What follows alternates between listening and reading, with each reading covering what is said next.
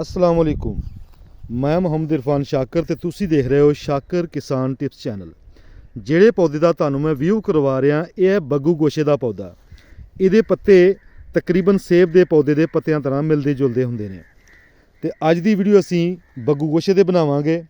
ਤੇ ਮੇਰੀ ਵੀਡੀਓ ਸ਼ੁਰੂ ਕਰਨ ਤੋਂ ਪਹਿਲਾਂ ਸਾਰਿਆਂ ਦੋਸਤਾਂ ਅੱਗੇ ਰਿਕੁਐਸਟ ਹੁੰਦੀ ਹੈ ਕਿ ਮੇਰੇ ਨਾਲ ਪਹਿਲੇ ਨਵੇਂ ਆਉਣ ਵਾਲੇ ਦੋਸਤ ਜਿਹੜੇ ਆ ਇਸ ਚੈਨਲ ਨੂੰ ਸਬਸਕ੍ਰਾਈਬ ਕਰੋ ਵੀਡੀਓ ਨੂੰ और अगे दोस्तों तक शेयर किया करो पहले तो जुड़े जोड़े साढ़े नाल दोस्त ने ताकि सारे दोस्त इस इन्फॉर्मेशन तो फ़ायदा उठा सकन।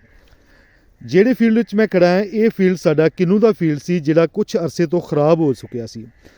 जनूबी पंजाब ज़िला बहावलनगर दे विच असीं बग्गू गोशे दी काश्त करनी दा सोचिया ते असीं इस पीयर फ्रूट नूं लगा लिया।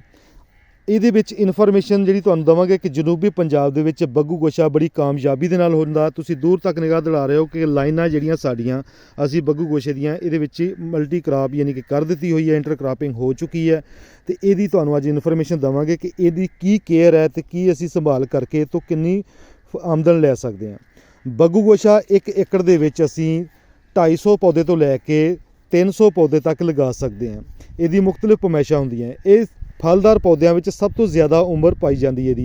तकरीबन दसिया जाता है कि 100 साल तक ये फल देने के काबिल होंदा है। असी इनू लगाने तो बाद ये जिन्नी भी केयर है वो बारे तुहानू सारी इन्फॉर्मेशन देवांगे कि ये कोई एडी खास केयर नहीं होंदी, लेकिन सिर्फ जो ये पौधा अपनी ग्रोथ कर रहा होंदा है कुछ देर लैंदा है पौधा फल ते आने वास्ते कम से कम 3 तो 4 साल बाद पौधा फल ते आउंदा है। उस तो बाद जिहड़ी इहदी दूजी केयर है कि ये शाखावां उपर नूं ज़्यादा ग्रोथ करदियां। असीं इहदी हर साल कटिंग करते हैं और कटिंग तो बाद जिहड़ियां ब्रांचां निकलदियां उन्हां नूं असीं साइड ते इदां लिजा के रोक दिंदे आ।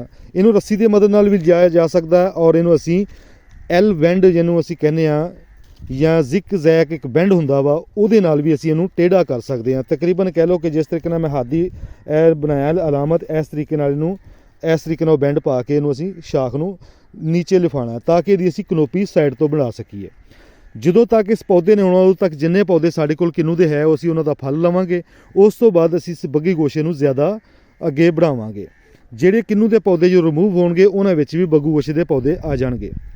ਇਹਦੀ ਕੋਈ ਏਡੀ ਖਾਸ ਨਿਗਹਦਾਸ਼ਤ नहीं ਹੁੰਦੀ। ਇਹਦੇ ਵਿੱਚ ਜ਼ਿਆਦਾ ਬਿਮਾਰੀਆਂ ਦੇ ਅਟੈਕ ਵੀ ਘੱਟ ਆਉਂਦੇ ਨੇ ਔਰ ਅਗਰ ਜਦੋਂ ਇਹ ਫਲ ਤੇ ਆਉਂਦਾ ਇਹਨੂੰ ਅਮਰੂਦ ਤਰ੍ਹਾਂ ਫਲ ਬਹੁਤ ਜ਼ਿਆਦਾ ਲੱਗਦਾ ਹੈ ਤੇ ਇਹ ਅੱਛੀ ਆਮਦਨ ਦਾ ਜ਼ਰੀਆ ਬਣ ਜਾਂਦਾ ਹੈ। ਵੱਡਿਆਂ ਸ਼ਹਿਰਾਂ ਤੋਂ ਲੈ ਕੇ ਛੋਟਿਆਂ ਸ਼ਹਿਰਾਂ ਤੱਕ ਵੀ ਇਹਦੀ ਹੁਣ ਇਸ ਟਾਈਮ ਮੰਗ ਵੱਧਦੀ ਜਾਂਦੀ ਹੈ ਤੇ ਜਨੂਬੀ ਪੰਜਾਬ ਦੇ ਵਿੱਚ ਜਿਹੜੇ ਲੋਕ ਬੱਗੂ ਗੋਸ਼ਾ ਲਗਾਉਣਾ ਚਾਹੁੰਦੇ ਹੋ ਬੇਫਿਕਰ ਹੋ ਕੇ ਬੱਗੂ ਗੋਸ਼ੇ ਦੀ ਕਾਸ਼ਤ ਕਰ ਸਕਦੇ ਆ। ਅਸੀਂ ਇਹਨੂੰ ਪਹਿਲੋਂ ਰੇਜ਼ ਬੈਡ ਜਿਹੜੀ ਸਾਡੀ ਕਿੰਨੂ ਦੇ ਵਿੱਚ ਪਹਿਲੋਂ ਤਾਂ ਰੇਜ਼ ਬੈਡ ਬੜੇ ਸੀ ਉਹਦੇ ਵਿੱਚ ਇਹਦੀਆਂ ਦੌਰੀਆਂ ਬਣਾ ਕੇ ਇਸ ਪੌਦੇ ਨੂੰ लगा दिता और इस टाइम ये डारमेंसी विच है। जो ही ये फटान आएगी तकरीबन इस पौधे की उम्र इस टाइम 3 साल हो चुकी है। पिछले साल भी ये कुछ फ्रूट आए सीगे जिहड़े उपर नहीं टिके। पहला फल सी कुछ फल मिले सानू लेकिन इस दफ़ा सानू उम्मीद आ कि ये फल आएगा। ਇਹ ਰੱਸੀਆਂ ਲਗਾਈਆਂ ਹੋਈਆਂ ਸੀਗੀਆਂ ਜਿਹੜੀਆਂ ਖੱਦੀ ਹੋ ਕੇ ਟੁੱਟ ਗਈਆਂ ਇਹਨੂੰ ਅਸੀਂ ਸਾਈਡ ਤੇ ਇਦਾਂ ਬੈਂਡ ਕਰਾਂਗੇ। ਨੈਕਸਟ ਇਹਦੀ ਫੁਟਾਨ ਆਉਣ ਤੋਂ ਪਹਿਲਾਂ ਅਸੀਂ ਇਹਦਾ ਇਹ ਪ੍ਰੋਸੈਸ ਮੁਕੰਮਲ ਕਰ ਦਾਂਗੇ। ਇਸੇ ਤਰੀਕੇ ਨਾਲ ਹੀ ਬੱਗੂ ਗੋਸ਼ੇ ਨਾਲ ਜਿੰਨੀ ਵੀ ਜੁੜੀ ਇਨਫੋਰਮੇਸ਼ਨ ਆ ਤੁਹਾਡੇ ਤੱਕ ਵਕਫੇ ਨਾਲ ਪਹੁੰਚਾਉਂਦੇ ਰਵਾਂਗੇ। ਜਿਹੜਾ ਨੌਲੇਜ ਸਾਡੇ ਕੋਲ ਇਕੱਠਾ ਹੁੰਦਾ ਜਾਏਗਾ ਅਸੀਂ ਉਹ ਦੋਸਤਾਂ ਤੱਕ ਪਹੁੰਚਾ ਦਿਆ ਕਰਾਂਗੇ। ਮੇਰੀ ਵੀਡੀਓ ਚੰਗੀ ਲੱਗੇ ਤੇ ਅੱਗੇ ਦੋਸਤਾਂ ਤੱਕ ਸ਼ੇਅਰ ਕਰਿਓ। ਪਸੰਦ ਕੀ ਆਈ ਹੋਵੇ ਤਾਂ ਲਾਈਕ ਕਰੋ ਤੇ ਵੀਡੀਓ ਦੇਖਣ ਦਾ ਬਹੁਤ ਬਹੁਤ ਸ਼ੁਕਰੀਆ। ਅੱਲਾ ਹਾਫਿਜ਼।